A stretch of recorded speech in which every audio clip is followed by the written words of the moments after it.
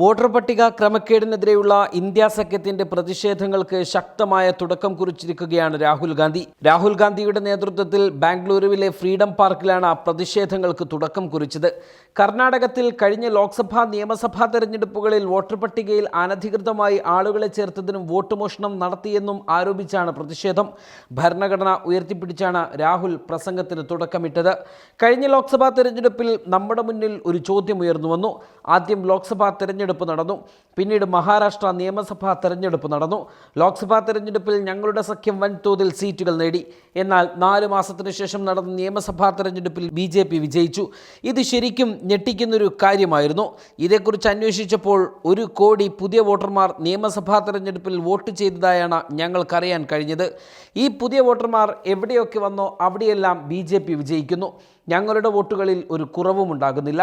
എന്നാൽ പുതിയ വോട്ടർമാരുടെ വോട്ടുകൾ BJPയുടെ അക്കൗണ്ടിലേക്ക് പോകുന്നു.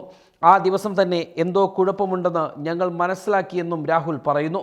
കർണാടകയിൽ ഞങ്ങൾക്ക് 15 മുതൽ 16 വരെ സീറ്റുകൾ ലഭിക്കുമായിരുന്നു. ഞങ്ങളുടെ പോൾ പ്രകാരം 16 സീറ്റുകൾ ഞങ്ങൾ മുന്നിലുമായിരുന്നു. പക്ഷേ ഞങ്ങൾക്ക് 9 സീറ്റുകൾ മാത്രമേ ലഭിച്ചുള്ളൂ. അതിനുശേഷം ഞങ്ങൾ ചോദ്യങ്ങൾ ചോദിക്കാൻ തുടങ്ങി. ഈ സീറ്റുകൾ ഞങ്ങൾക്ക് ശരിക്കും നഷ്ടപ്പെട്ടത് തന്നെയാണോ എന്ന്. ഞങ്ങൾ തെരഞ്ഞെടുപ്പ് കമ്മീഷനിൽ നിന്ന് സഹായം തേടി. വോട്ടർ പട്ടികയും CCTV ദൃശ്യങ്ങളും ആവശ്യപ്പെട്ടു. പക്ഷേ അവർ ഞങ്ങളെ ഒട്ടും സഹായിച്ചില്ല. മാത്രമല്ല, വീഡിയോകൾ നൽകുന്നതിനുള്ള നിയമം വരെ അവർ മാറ്റി. തെരഞ്ഞെടുപ്പ് കമ്മീഷൻ എന്നോട് സത്യവാങ്മൂലം ആവശ്യപ്പെടുന്നു.